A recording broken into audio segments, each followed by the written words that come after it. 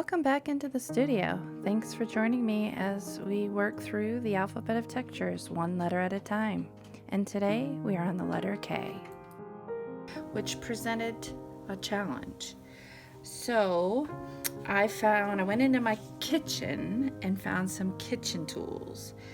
Actually, I went into my kitchen and found kitchen tools a long time ago and confiscated these because they have great texture. So we're gonna start off with using these as texture plates.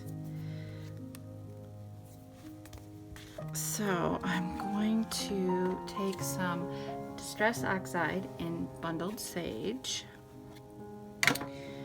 And I don't usually work with the pads, but I'm gonna do that this time and we'll see how this works out, because I've not tried this with these mats yet. I've only done other, well, looky there.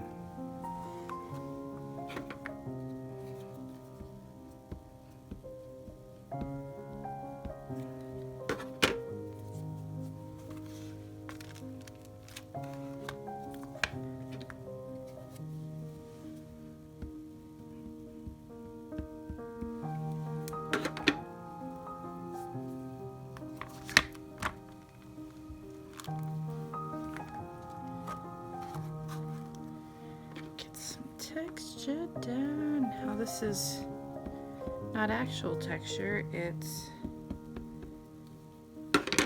visual texture.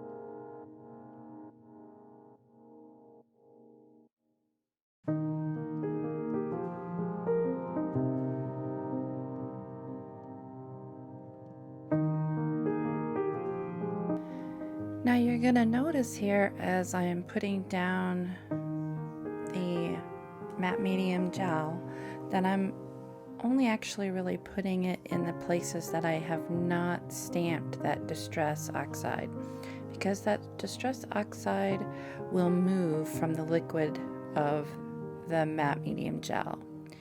So once I get that down and I have a piece of the kitchen roll that I want to place on top of that, I add the matte gel to the kitchen roll instead of on top of where that oxide is, because that will move and shift because it is water soluble.